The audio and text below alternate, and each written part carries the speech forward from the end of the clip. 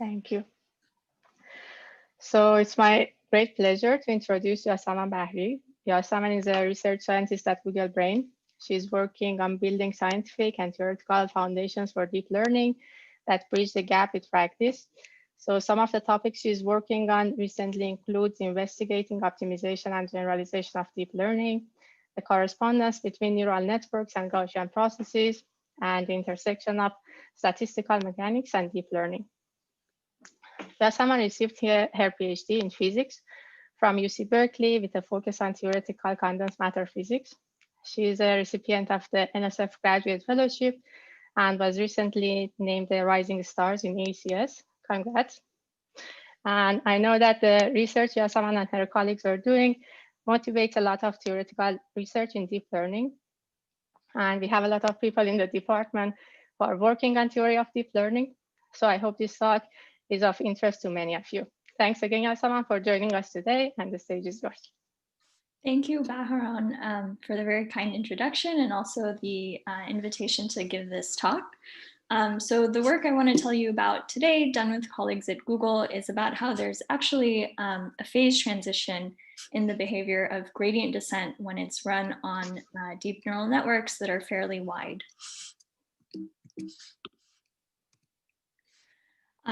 So I won't give much of an introduction, of course, to deep learning. You all know that it's been enormously successful. Neural networks are kind of function approximators that you can use in all sorts of systems, whether it's in RL, in vision, in NLP. But as the field kind of matures, we'd like to move away, of course, from treating them as black boxes. We'd like to understand them theoretically, but also like have a very good kind of understanding of how to control them. And so when we, this is of course quite applicable in applications when you want to go design a neural network, train a neural network. How should you train it? How should you choose kind of design, make these other design choices so that you can kind of get results that you would like. And in particular, can we understand the role of some basic hyperparameters in determining the behavior of this black box? And I want to kind of draw an analogy, which I'll come back to at the very end of the talk, between the way we kind of understand systems in other fields, say in chemistry or in physics, where we kind of understand different operational regimes of that system. So if you think back actually to something that's very far from computer science, but to chemistry, and if you remember kind of what you learned about maybe water, you might remember that there's a phase diagram for water as a function of two very basic variables, the pressure and the temperature that the system is being subject to. And we can draw these very clean kind of sharp distinctions between what's going on with the system based on what value we have for the pressure and the temperature. And so we know that water has different phases. That means in these different regimes, water will behave very differently with respect to some kind of macroscopic variable that we're interested in. So this is the sort of picture that I kind of imagine maybe that we could try to build for deep learning, where we have a deep neural network, but we have, there are certainly very many hyperparameters that control what happens.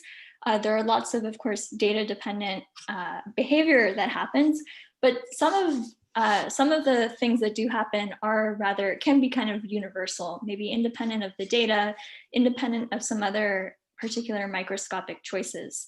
And so those are the ones I think we can try to get at theoretically and empirically, kind of back and forth by studying this problem. And that's one of the things that I'd like to tell you about today. The hyperparameter that I'll be focusing on is basically the learning rate, but how the choice of the learning rate creates a very sharp distinction between two different operational regimes of neural networks.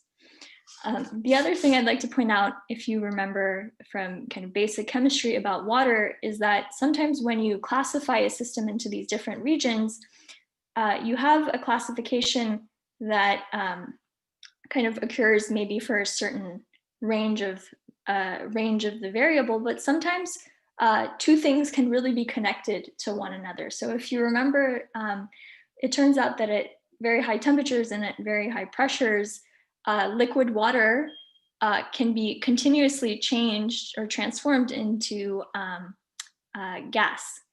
And so this is kind of part of the phase diagram of water, and whether there's kind of a sharp transition between the two or whether they can be continuously connected is part of the understanding that you build as you study the system. So I kind of want to put forth maybe a goal that we could have, which is to try to have these sorts of phase diagrams by a very loose analogy with the sort of phase diagram that I have on the right, which would tell us how our algorithmic or model choices kind of influence the behavior of the system. Are we, in one regime, maybe it turns out that a deep neural network behaves equivalently to some other kind of model that we already understand, and in a different regime, it might behave very differently. And that's the sort of thing we want to pinpoint. So the outline of this talk, it's really going to be about the dynamics of deep neural networks under gradient descent. In the first part, I want to just review a little bit of background, kind of what's currently known about neural networks that are infinitely wide. And I think this has been one of the most interesting and I would say important and impactful developments theoretically in the past few years on deep neural networks. It's been kind of the one of the most tangible kind of theoretical handles we've been able to have on understanding what happens to a deep neural network. That is when we make it infinitely wide, we can have some control over what's happening. And so I'll review the existing connections that are known to kernel methods and or equivalently linear models. For this, I'll spend a couple slides on that. And then in the second part, I'd like to talk about our work. Basically, how does this existing connection depend on the choice of the step size in gradient descent? And we propose that there are actually two classes which have sharply different behaviors. One of the classes is the class that's already known, or the phase that's already known, connected to kernel methods, and the other one is rather different. And to kind of support this hypothesis, we investigate it both empirically and theoretically. So we find that there are pretty universal signatures of this distinction between a phase A and a phase B across different models and data sets. And then theoretically, given this evidence, we try to understand it in a class of very simple solvable models, basically through the lens of dynamical systems. So you can kind of try to bring in the tools of dynamical systems when you think about gradient descent being run on a deep neural network. And we kind of analyze a very simple dynamical system that nonetheless has some new predictions that we can then test out in real experiments. And so I'll try to work towards this kind of idea that there's a phase transition in gradient descent depending on the choice of the learning rate. And please do let me know if you have any questions as I go through the talk.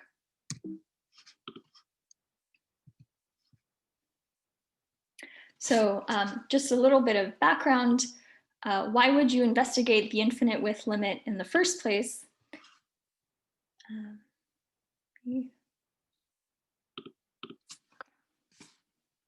Sorry, I just want to see if I can move this. Why would you investigate the infinite width limit in the first place? Starting a few years back now, there may be two main reasons. One is theoretical, and that is because dealing with infinitely many kind of random variables or dealing with collective phenomena can sometimes simplify the analysis. And that turns out to be true for this problem. So like infinitely wide neural networks at initialization at the level of the prior can be mapped over to Gaussian processes. That's because of the central limit theorem. It simplifies the problem in the infinite width limit. And then if you study the dynamics under gradient descent, it turns out you can also say some concrete things about that. Empirically, there was also a reason to investigate the infinite width limit, and that's because a lot of the trend of deep learning right now is towards models of ever increasing size. And one of the things that was observed early on that's kind of shown in both these upper and lower plots, and since then has been investigated by a lot of other people, is this observation that model performance tends to improve monotonically with width, typically. And so if you have the budget to increase the width of your network, then it will help you to do so. And you might wonder if I see this monotonic improvement in performance, what would happen if I actually studied the infinite width version of this problem? And to just set up some notation, so network width for us will mean the number of hidden units or the feature dimension of a layer. So in a fully connected network, this would be number of hidden units. In a convolutional layer, this would be the number of, say, filters, for instance, in a convolutional in a convolutional layer. And so, yeah, I'll denote that by n, basically. And for most of this talk, I'll just focus on kind of vanilla fully connected networks. Sometimes when I write out notation, which kind of obey this iterative relationship between the signal that comes in at layer L-1 and the signal at layer L. So just in terms of notation, the superscripts here refer to the depth, and the indices I and j refer to which hidden unit I'm talking about. So this is the ith hidden unit layer in layer L, and the output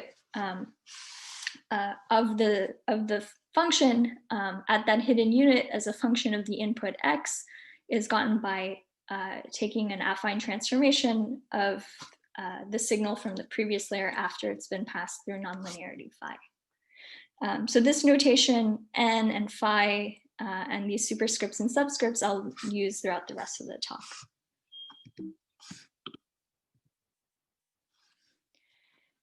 So one of the kind of conceptually fruitful things that was done in kind of the theory from the past few years has been to, rather than study what's happening to parameters or the evolution of parameters, it's been to think about the evolution of functions governed by a neural network. So this could be the input-output function. It could be the function from input to an intermediate hidden layer as you run gradient descent.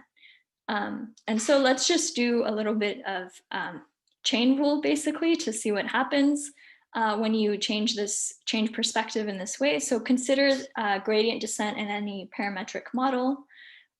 We run gradient descent, of course, on the parameters. What function evolution does this give rise to? So given here, I'll use notation that's written in continuous time, but you could, all of the equations that I've written down, you could work them out in discrete time. Also, they would look rather similar. And so given some evolution d theta dt on the parameters with parameter index mu, so mu runs through all the parameters of the model, what kind of function evolution, let's say I'm just looking at the input-output function of the neural network, what kind of function evolution do I get? So is that, what is the goal clear so far? What we're trying to do, we're just gonna do chain rule to see what we can say about the function evolution. So this is the equation for gradient descent in continuous time. Basically, d theta dt is proportional to the step size, the learning rate, which in continuous time is not very useful, but equivalently, we could do this in discrete time and it would be useful. So d theta dt is proportional to the learning rate times the gradients of the gradient of the loss. And I can write that in a way that decouples the dependence of the loss on the function from the dependence of the function on the parameters. So f is the function. The loss really just depends directly on the function values evaluated at the training points, x sub alpha. And then there's a relationship between the function and the parameters here. So this is just breaking it up kind of into two pieces. And this is useful because when I go to ask about what is df dt, I can plug in this relationship here. F evolves because the parameters evolve, because there's a d theta dt. And plugging in kind of the line from before, you just get this final equation. Again, just a rewriting change of variables in this problem. But what you see here is that you can kind of think of the function evolution as coming from two different pieces. There's a piece that is about how the loss changes as the function changes. And then there's the part that's coming from the internals of the model, how the function changes with respect to the parameters. And so from that previous slide, you can just imagine rewriting the problem in the following form if you were just going to look at function evolution. You have df dt equals minus the learning rate times this contribution coming from the derivative of the loss with respect to function values times this other quantity. This other quantity was just whatever I had in parentheses, which I've rewritten here. So note that it involves a derivative of the function with respect to parameters, kind of with an inner product taken over these two gradients evaluated at two different points, x and x prime. So this is the form of a kernel or an inner product. And in general, this is some dynamical variable. As the network evolves, this variable itself evolves. And so you're left with a problem here if you want to analyze gradient descent in function space, which is that you have this first equation as part of your dynamical system, but now you need a second equation for how this other variable evolves. Let's say you were to write that down. So just to be tedious, I've actually explicitly written out all of the, I've actually explicitly written out the evolution for this variable big theta, which depends on time and depends on two arguments, x and x prime, that you provide. So d theta dt, just by taking, again, more applications of chain rule and applying the equation from gradient descent, you can rewrite it in this form. So again, you can see that there will be some dependence coming from the dependence of the loss on the function values times this stuff in parentheses, which just involves various kinds of derivatives of the neural network with respect to parameters. Some of them are second derivatives, some of them are first derivatives. But this, to analyze this evolution equation, you're going to need higher and higher, higher order derivatives. You're going to need to know something about their evolution to say something about the evolution of this theta variable. And so given that this is messy, and if you continue in general, if you were going to analyze it, if you were to continue this, this process, what you would find that this thing in parentheses, you could define it as some new dynamical variable, look at its evolution equation. Again, it would give rise to higher order derivatives. So to kind of just block out everything else that happens, I've replaced here the actual equation with these ellipses, meaning there's a lot of other variables here that are appearing, and it's hard in a general case to say anything about what happens to them. So I have a question about this time derivative of theta t x x prime. So so the definition of theta t x x prime is on the top right, right? Mm-hmm. And when you take the time derivative, where does that partial L, partial F term come from? It comes from everywhere you had a ddt. So when you apply ddt, you can equivalently think of that as always, you could replace that with dd theta times d theta dt. And the dd thetas, or the derivatives, further derivatives with respect to theta are what give rise to these terms. But remember that theta dot, or d theta dt itself, had this term in it. And that's why it shows up over there. Oh, okay, I see. Okay, thank you. And it only shows up once. Yeah. And then the rest is just other derivatives. Right, thank you. Yeah, and the equations would look slightly different if you did them in discrete time. For simplicity, I did them in continuous time. But the idea is that in the general case, you don't have really control over what's appearing here, unless you start now making some, analyzing specific cases or taking limits. And thanks for the question. Yeah, if there are any other questions, please do stop me. And so the issue with this set of dynamical equations, if you like, where I've just gone from transforming the problem in parameter space to function space, is that they're not closed in general, meaning I have now a dependence on other dynamical variables whose evolution I in turn need to study, and so on. So to really solve a system of equations, I need to close the system somehow. Maybe I have either infinitely many equations, or I need to truncate the system of equations at some point. And I mentioned this here because the model that we're gonna, the very simple setting that we're gonna study later in the talk, one of the nice things about it is that we simplify it enough so that it does become closed. So it reduces to a dynamical system that you can actually pretty much solve or say some very concrete things about.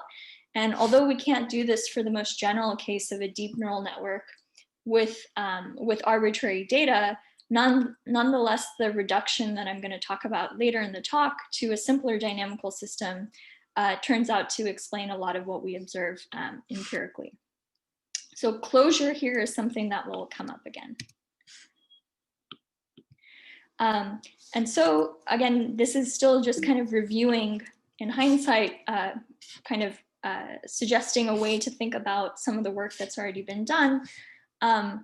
You can do this change of variables, and amazingly, it turns out that in the limit of infinite width, this dynamical variable, which is the one on the previous slide, does not evolve at all. So this variable from now on, I'm going to call it the neural tangent kernel, which is, I think, might be something that some of the audience or a lot of the audience maybe is familiar with. But I'm going to use that term to mean the dynamical variable and not just the value of a kernel at initialization. So I kind of want to just draw that distinction a little bit, because in its original usage, it referred to this quantity basically in an infinitely wide network evaluated at initialization. And now I'm just thinking about it as some variable that evolves with time in any neural network.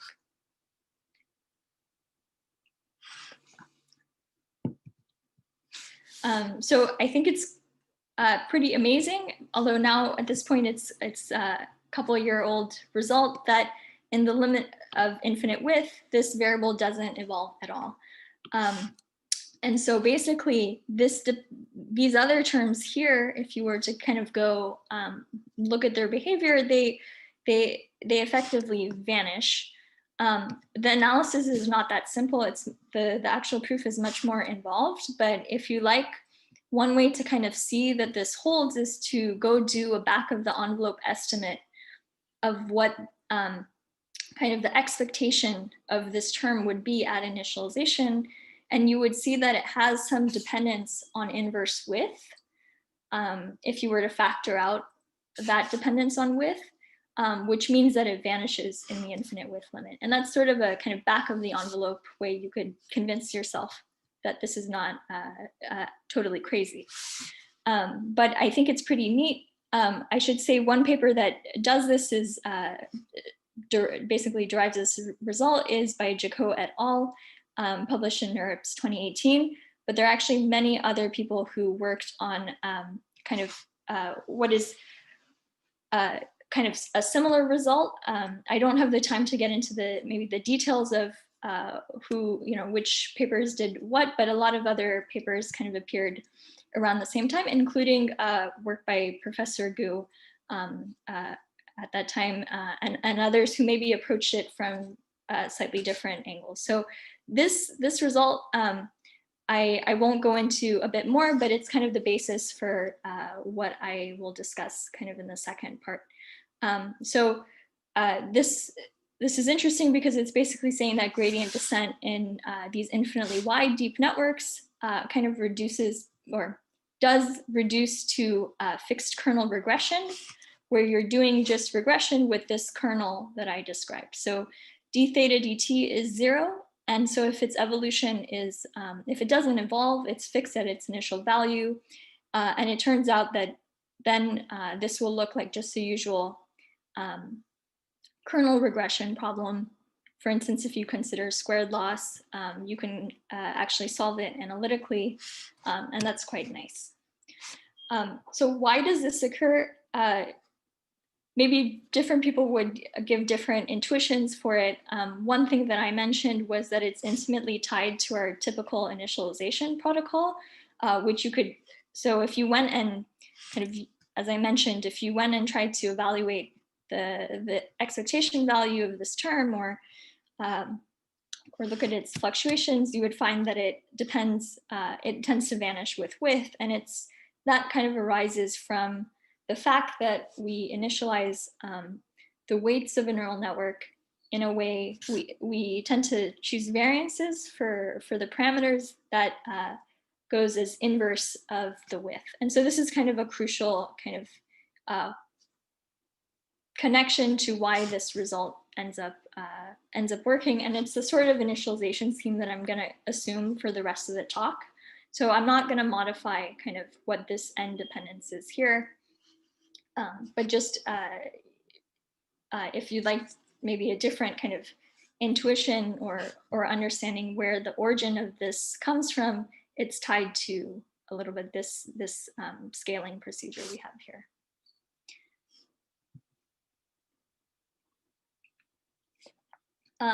So this holds in the limit of infinite width, but there are some conditions for when it holds, and one of the ones we'll look at now is how it depends on learning rate.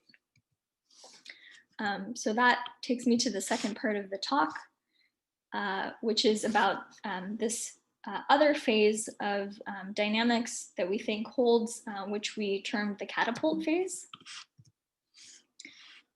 So how does learning rate play a role here? I'm going to suggest that there's a way to demarcate kind of this one-dimensional learning rate axis depending on a special scalar. So I'm going to kind of partition this into 3 different pieces: a small learning rate regime, a large learning rate regime, and a regime that everybody is familiar with, which is you might call divergent. It's when the learning rate is too large and gradient descent blows up. There's a quantity here which has special significance in the infinite width limit, which is comes from the neural tangent kernel, and I'm going to denote lambda naught to be the top eigenvalue of the NTK at initialization. So this has special significance because it basically sets the regime up to which the NTK theory kind of, or NTK dynamics would hold. And it's kind of related to the breakdown of like convex optimization when you're working in the infinite width limit. So lambda naught, just to go over this again, is the top eigenvalue of the NTK. It's approximately the top eigenvalue of the Hessian, and it's exactly the same at infinite width in this NTK setting. So if you like, I'll talk about lambda. I'll loosely refer to it as the curvature. It's kind of something that it's related to the Hessian. It's related to the NTK. Those are related for quadratic loss, which is also the setting that I'm going to focus on for the rest of the talk. So the dynamics that you observe in how you want to partition, which would dictate how you want to partition this axis, will depend on the loss function you use.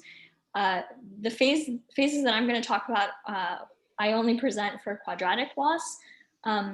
It turns out that there's a similar kind of categorization for cross entropy, but the analysis is a little bit different and it's still work in progress. So one question, so this property of this eigenvalue, is that only for the case that we have this infinite width? So the exact way to think about it is that it comes from the infinite width kernel, but it's something that we're going to use at finite width, because actually numerically, so I guess it's a little bit subtle in that the distinctions that I'm going to talk about only become perfectly sharp in the infinite width limit. But when you work at finite width, a lot of that infinite width limiting behavior still carries over. Yes. And so in practice, in the experiments that I'm going to show, lambda is just, if it's measured at initialization, it's actually measured in the finite width network because the correction between those two is pretty small. Sure. And then we're also going to look at the evolution of lambda as a function of time.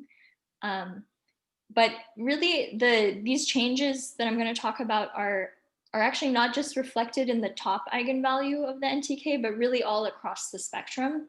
So I'll show a couple of results also, which just look at the norm of the kernel and similar things. So I think that it's kind of a more, maybe if you prefer, you can also think about, I mean, lambda naught is what's going to set the distinction between these, but we will also talk about just the kernel overall and how it changes. Sure.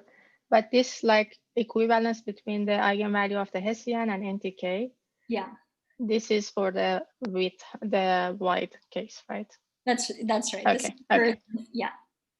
Thanks. Yeah, this is it's exactly true at infinite width, and they're approximately the same at finite width. And thank you for that. So we also looked numerically at the Hessian eigenvalue, top eigenvalue, and the NTK top eigenvalue. And the results I'm going to present are for NTK, but the Hessian is also similar. Like again, that correction was sort of small for the types of, for the networks of the widths we were studying. Nice. Thank you. Yeah, thanks.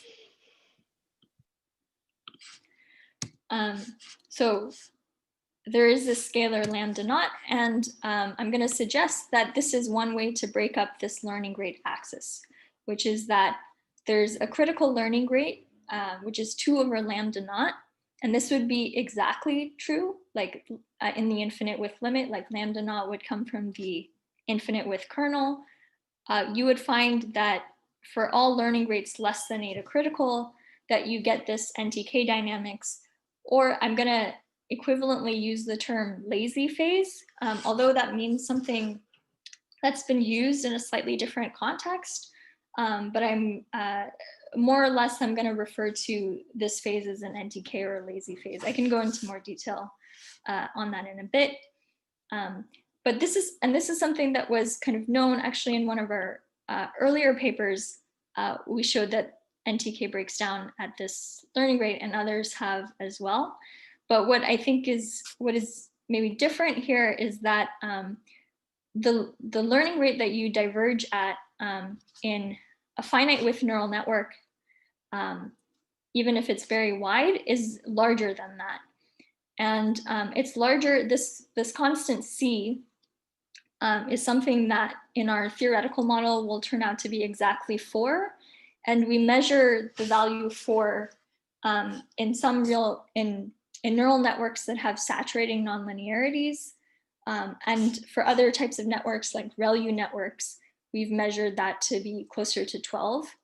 But basically both empirically and in this simple model that we analyze, you find that the maximum learning rate is a bit above this critical learning rate, which governs when you come out of the NTK phase. And so in this intermediate regime, before gradient descent actually diverges, you have this other sort of behavior, which we termed catapult. And in particular, as you take the infinite width limit, this doesn't really, the description of this phase, if it can be really done in a more general setting, appears to be very different from an NTK description. So this is kind of a limiting case that we kind of understand in this one, because it involves the NTK changing quite a lot very early, and changing is something that we haven't pinpointed as much. So now I'd like to give some evidence for the existence of this other phase, the catapult phase, just from empirics. And this is actually chronologically the order in which we studied this problem. We started doing experiments and saw that there was behavior that was very different, and that became sharper with width, which then motivated us after a while to go try to come up with a theoretical explanation for it. But this is one of the things that you would observe, which is that if you choose a learning rate that lies in the catapult regime, you'll find that your loss first increases, goes up at the beginning of training before it comes back down. So it goes back up as if you're going to diverge, but then there's some mechanism which makes it come back down.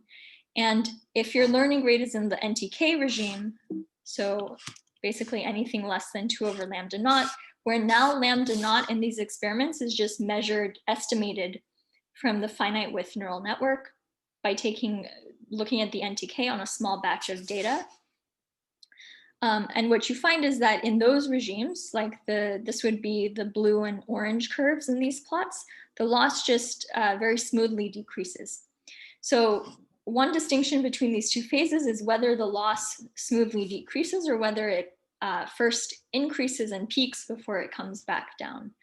And this is something that was pretty universal. So the figure on the left is just kind of a vanilla fully connected network on MNIST.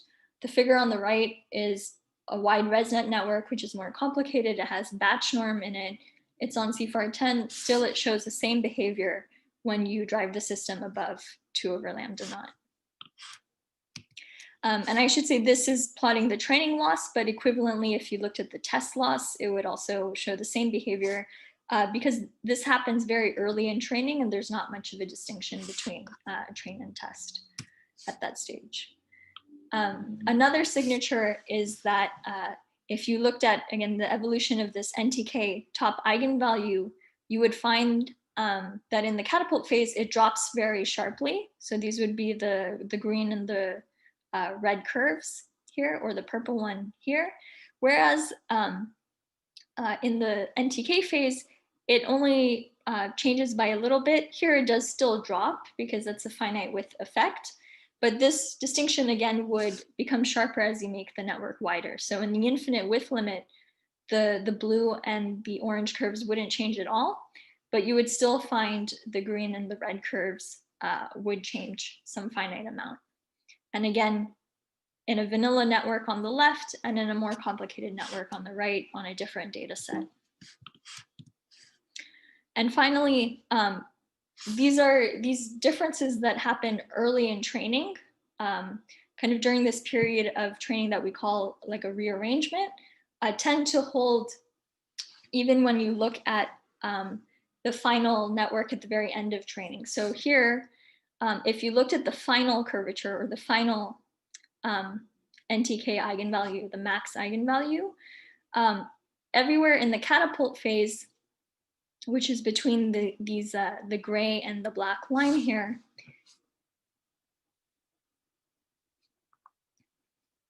excuse me, you would find that the final curvature is a bit lower, whereas on the left, to the left of this gray line in the NTK phase, the curvature is still quite a bit higher. And that's because in the catapult phase, the curvature just drops. Excuse me.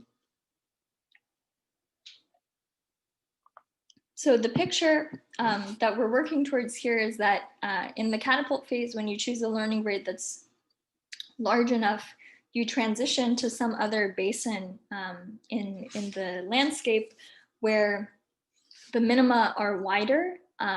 So the kernel changes by a certain amount, the scales basically of the kernel, its entire spectrum, and that of the Hessian just drops. And that happens in this catapult phase. I will mention here that here you see, because these are ReLU networks, that the transition is happening above 2 over lambda naught, as I mentioned, but we find that this transition to divergence happens closer to 12 over lambda naught rather than 4 over lambda naught. So what this constant actually is relative to lambda naught is kind of network a bit, seems to be non-linearity dependent as far as we've explored it. You could say it's not super universal, but the fact that this regime is pretty of finite size is something that seems to hold across different problems.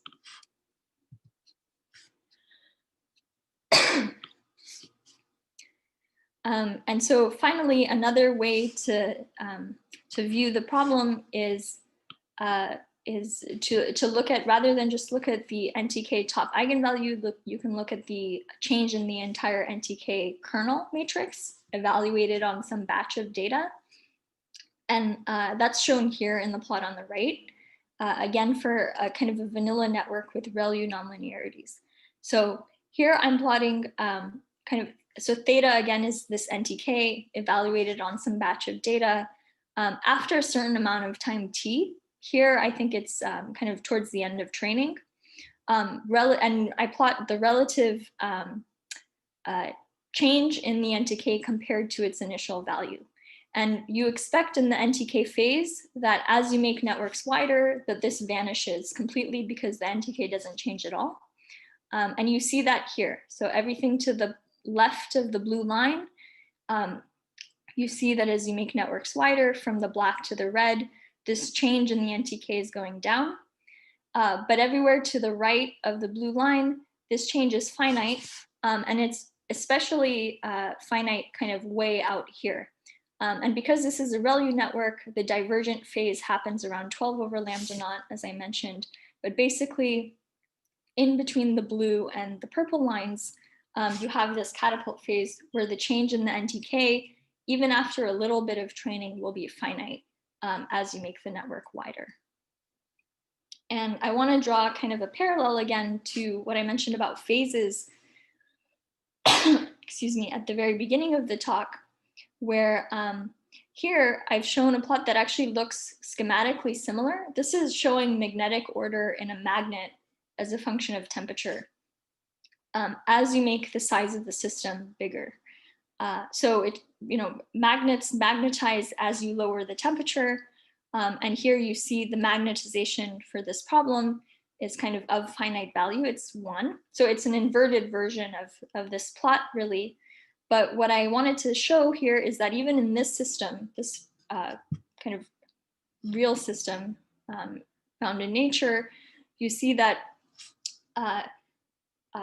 to get a sharp transition, you need to make the system size larger and larger. And so that's kind of the analog of what's happening here. L equals 8. L is the size of the system in this setting. And at finite size, you see kind of a smooth transition between these two. But as you make L larger, the system size larger, you see kind of a sharp drop. And that's what you would kind of expect to see here also, something that looks more sigmoidal, where the change vanishes in the NTK phase, but goes up in the catapult phase. And so this distinction between two things that becomes sharper as you change some other variable, which is system size, is kind of the signature of phases or phase transitions, the way you think about them in physics. And in this case, it's kind of a phase transition in the dynamical system that underlies the deep neural network. So some remarks on these empirical observations, just very briefly, is that they seem to be pretty universal. So we tried out a bunch of different architectures ranging from wide ResNet to vanilla networks, tried different nonlinearities, data sets, and also settings of gradient descent. So the effect that I'm talking about is really a full batch effect, but it's kind of resilient to whether you want to choose a small batch, you actually want to run SUD or do full batch. It even seems to be robust to whether you decay the learning rate or not towards the end of training.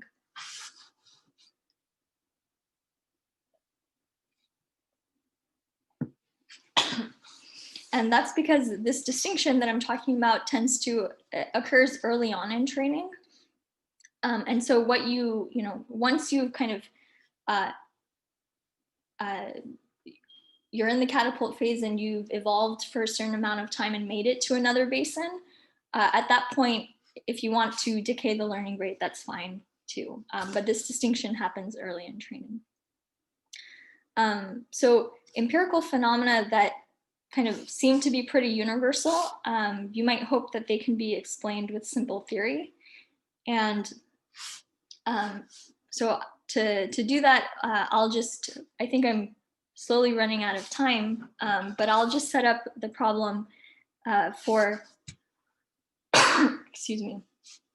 I'll show that for a single hidden layer linear neural network, which itself is just a non-convex problem, that it displays all the signatures of this phase transition and also gives some further testable predictions. Any questions?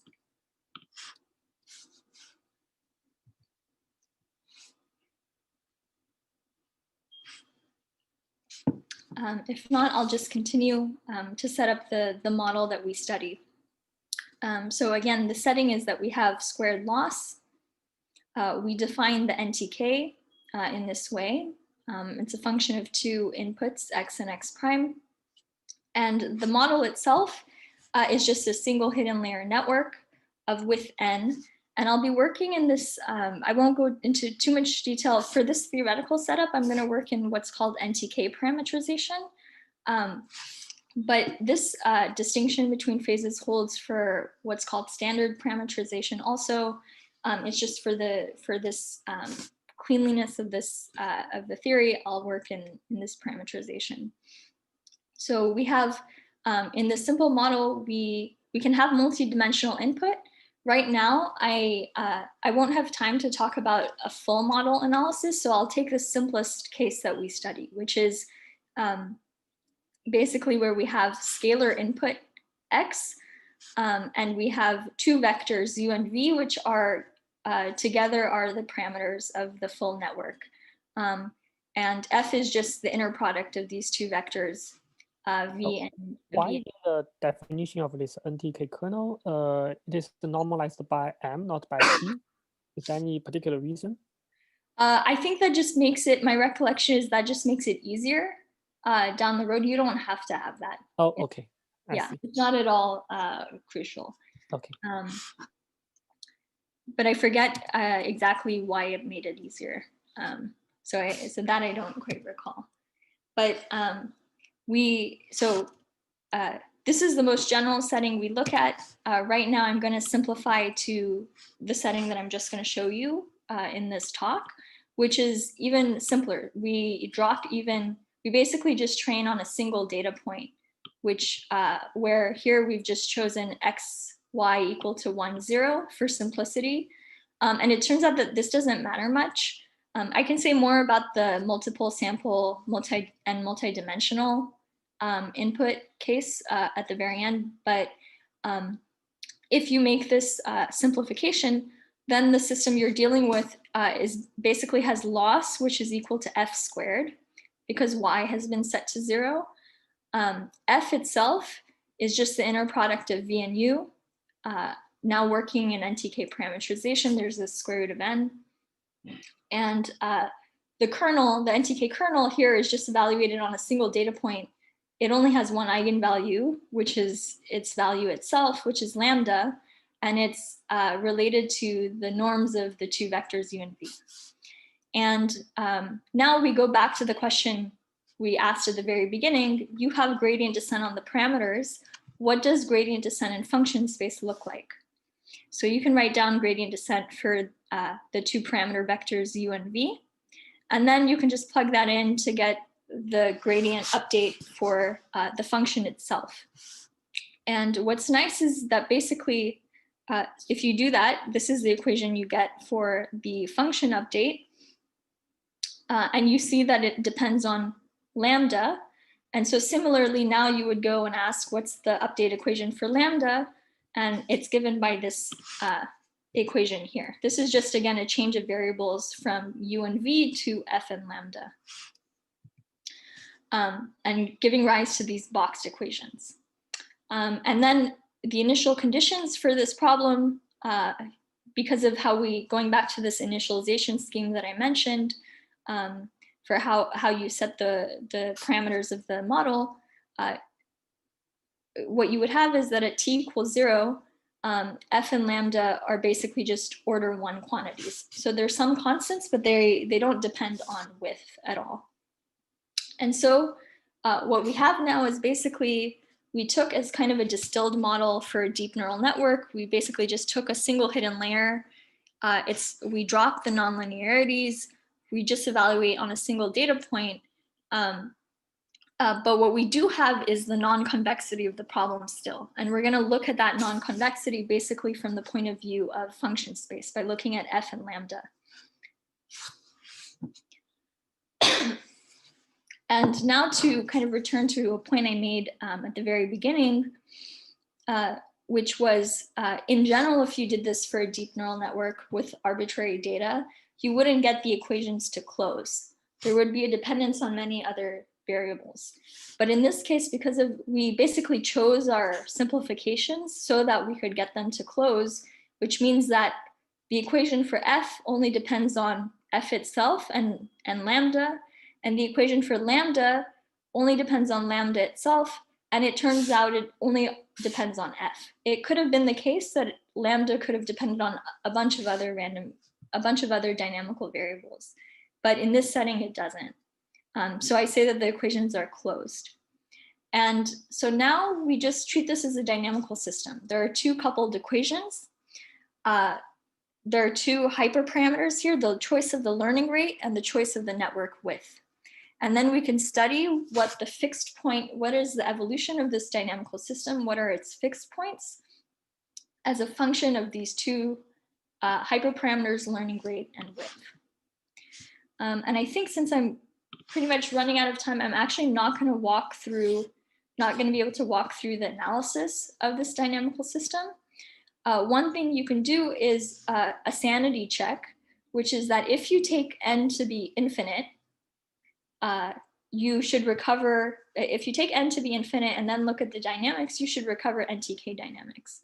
And indeed, that's true if the learning rate is small enough. So if you set n to infinity, this term drops out, as does this other term. You find that the curvature or the kernel doesn't evolve, and you kind of update the function or update the loss in a way that you would expect from just convex optimization. And for this to not diverge, the learning rate needs to be smaller than a certain value. And this, if you back off of infinite width to work at finite but large width, the same analysis holds. You recover NTK dynamics.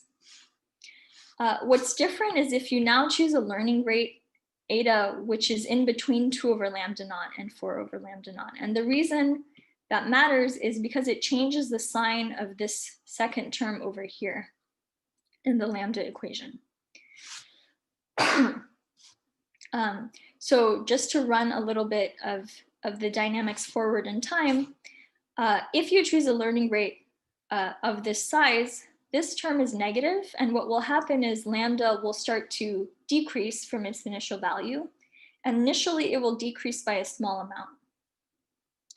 But on the other hand, this term from before, because the learning rate here now is larger than what you would actually need for the convex problem, this term is going to actually cause f, or the loss, to grow. And so it's going to start to grow in a multiplicative manner. And after a certain amount of time, which is logarithmic in n, you will find that the loss, the f basically scales as square root of n, or the loss scales as n. So the loss has grown to a large amount. That's what I showed empirically kind of earlier. Now, normally, if the loss grows to be that large, you would think that a divergence would happen, but in this case, there's a stabilizing mechanism in this dynamical system, which is that when f, or the loss, grows to be too large, this term becomes of order 1 rather than becoming of order 1 over n. And so the decrease in curvature that you were having originally, which started out small because the loss was small, now is actually a very large decrease. And so it helps you drop the curvature of this problem by a large amount. So lambda receives updates now that are of size order 1 rather than of size 1 over n for a certain amount of time until it drops to a value that's small enough. And the reason that you need that to happen is there will be some kind of back and forth mechanism between the two that will happen until that actually occurs, because this term over here in magnitude, you need to shrink it to be less than 1 in order to actually converge. So this is what happens in the catapult phase, basically. The loss kind of appears to grow at the beginning as if it's going to diverge, but there's a stabilizing mechanism which allows the curvature to drop by just the right amount, which is of order 1, so that you can actually converge.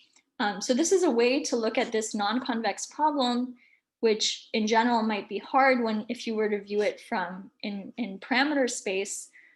Here we're viewing the dynamics in function space, and it just amounts to solving this 2 coupled equations in the setting of dynamical systems.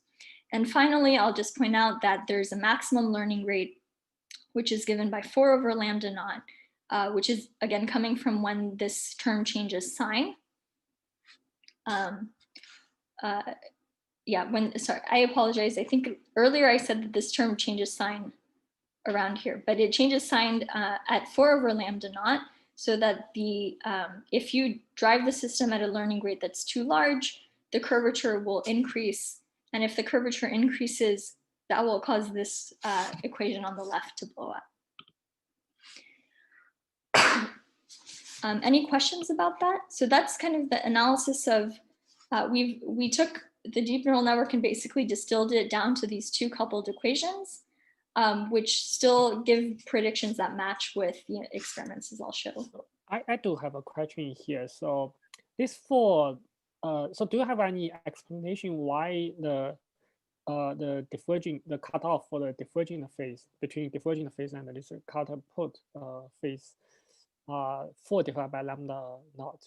So I think 2 divided by lambda naught is the sweet point for the convergence for smooth function, because here the object function is smooth. But why you just increase the step size by twice, then it will because this is a one-dimensional optimizing problem. So if you run down the data covariance matrix, it's a scalar. It's not even a matrix. It's a 1-by-1 matrix. So I kind of, if you have a 2-by-2 matrix, then I would imagine there are 2 eigenvalues. So perhaps this 4 is coming from the smaller eigenvalue, but you only have 1 eigenvalue. So do you have any explanation here? I can understand from the second update formula you're writing there, but I don't have a good understanding. Just intuitively, I don't have a good understanding. Yeah, no, that's a great question, and I would say I don't have a good understanding of it apart from it appearing in the second equation either. I will say that if you were to look at the more general form of the equations, so now you have real data like the multi-dimensional multi-input model, or even if you were to look at a deeper network, it becomes more, you have a bunch of other dynamical variables here next to the 4. But there's something about that which I don't quite understand, and I think would be nice for further like rigorous theoretical proof, where probably effectively those dynamical variables are of order 1. Like they don't change the value with respect to this dynamics that much, so that it remains 4. I mean, I don't have an explanation for the 4 tracing back to, for instance, the data covariance matrix. But I will say that even if the fact that it's just a number 4 here is also like just this simple problem. In the multi-dimensional multi-layer network, it's 4 times other stuff. And you have to have an argument kind of to explain why the other stuff effectively seems to not matter in a real network, and I don't have an explanation for that. Okay, thank you. Yeah, I will read your paper. So this derivation is in your paper, right? Yeah. Okay. And this, I will say that like it's closer to 12 in a ReLU network. So the choice of the nonlinearity here kind of changes what the number is. And the number is not exact in an actual deep network on data. It's just approximate. I think it's kind of, what it surprises me is that the number even ended up being anywhere close to 4 for like tanh networks at all. Like, because this is like a problem with 2 vectors and no data. But yeah, that I find surprising, but I can't really explain. No problem. Yeah, I will read your derivation and think about it. Thank you. Since I think I'm now running over time, I will just skip to a couple slides. This slide is to kind of show that basically in this simple model, you see the same kind of phenomenology that I mentioned before, where the loss will go up, the curvature will drop, and so on. I mentioned that there were new predictions that came from us thinking about this model that we weren't aware of before, and we hadn't measured it empirically, but then we went out and measured them, and it seems to match with what the model predicts. So this model predicts that the maximum training or test loss of the problem grows with n. It grows linearly with n, and you see that in this plot down here. And it also predicts that the time needed for the catapult phase to occur is something that scales as logarithmic in the width. And again, that's something that we kind of check here also. And as I mentioned, there was this prediction for c equals 4, which roughly seems to hold up for some networks empirically. But these are like two new predictions that we had that we were unaware of, that we went out and checked in real problems. I'll skip this slide, but I can come back and talk about it if anybody's interested, which is how this is related to perturbative kind of series expansions that have been tried, things like the neural tangent hierarchy. And I'll also mention that there's been some recent work by Yang and Hu also on other infinite width limits for neural networks. But this catapult phase is something, as they mentioned, that lies outside of the regime they're working in, and it has to do with the timescales of the problem. So in this paper, they're looking at times, theoretically they access times that are of order 1, whereas as I mentioned here, to realize the catapult phase, you need timescales that are logarithmic in n. And you would think that that's bad, but actually empirically, when you go and actually look at how long it takes, the coefficient of this logarithm in n is in real settings rather small. So it means that even as you make networks pretty wide, usually within like the first 10 steps or so of gradient descent, you see the catapult. And so in practice, it's a very weak scaling, logarithmic scaling with n. But nonetheless, theoretically, it lies outside of any kind of approach that tries to study the problem for timescales of order 1. I will skip connections to generalization. We kind of think that there could be a connection there where in the catapult phase, you transition to a different basin and the basin is wider because you have control over how much the Hessian changed. And I kind of want to leave you with maybe this final picture, roughly, although this is a bit more nuanced than I've drawn it, and I can say what that nuance is, but going back to thinking about this problem in terms of phases, what we've done is kind of try to, really what we did is empirically, we started out at finite width, kind of studying this problem. So this is just a 2D kind of phase diagram. There's learning rate eta on one axis, there's the width on the other, and here I've plotted it as inverse width. So infinite width is down here at 0. What we knew from before is that the NTK phase holds up to this eta critical. From experiments at finite width, what we basically saw was that when eta is less than eta critical, you seem to be approaching the NTK phase as you expect. But when eta is in this other regime, you seem to be approaching something different. And then we use the theoretical model to try to actually pinpoint whether the eta critical and eta max were actually real and what their values were. So it equal to 4 over lambda naught. And the theoretical model was also nice because it seems to suggest that it's something that persists even at infinite width. So how you want to draw this phase diagram at infinite width is a little bit subtle. And intentionally, I've kind of have not drawn this vertical line separating the two phases all the way out to finite width, because in a finite width network, if you're way out here, there will be some change in the kernel that happens due to lots of corrections. And out here, there will also be a change in the kernel that happens due to lots of corrections. So if your width is, rather narrow, I'm not sure what the distinction between these two necessarily is. But as you make networks wider, this distinction becomes sharper and sharper because there are two limiting cases that we've identified here. And so I've used this kind of color, going from a stronger color to white, because somewhere out here, which is maybe where real networks lie, it's kind of unclear. Maybe we don't really have control from either of these two limiting cases to really say anything about it. But here, at least, we can kind of say that when networks are relatively wide, they're probably being more controlled by the dynamic set over here.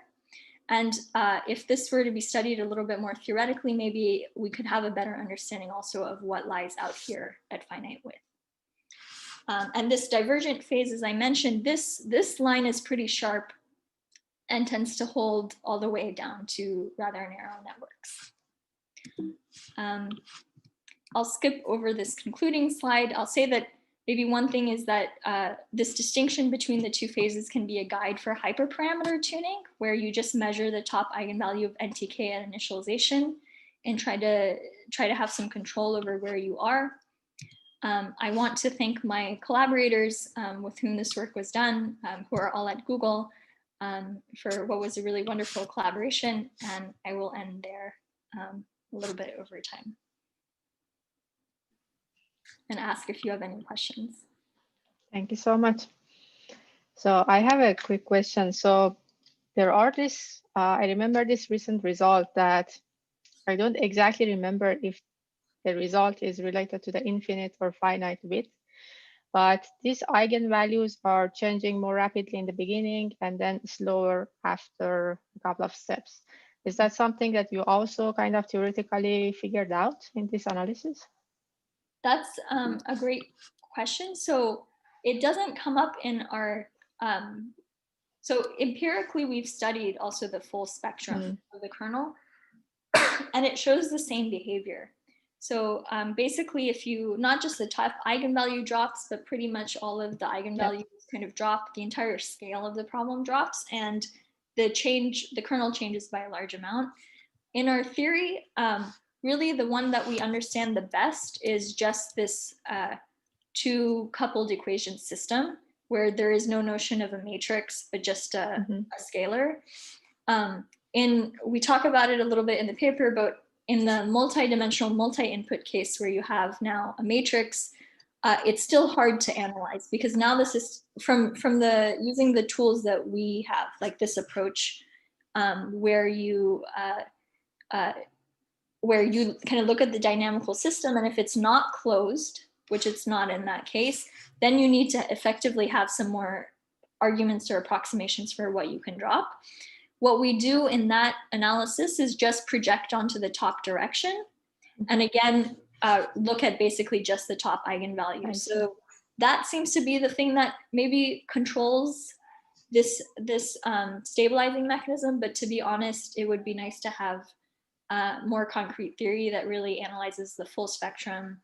And as I said, empirically, we've observed kind of that it's something you see in the full spectrum. Yes, I remember that result that I was referring to was also empirical. So it might be interesting to think about, to try to come up with some theory for that. Yeah, I think theory here, there's a lot that it would be nice to see done. Basically, the treatment of deeper networks, the treatment of nonlinearities, and really treating the full matrix evolution. Yes, definitely. Thank you so much. If there is no other question, we can finish the seminar here. Thanks again, Yasaman, for joining us today. We enjoyed really the talk, and we hope to see you soon. Thank you. Thank you very much again for hosting me.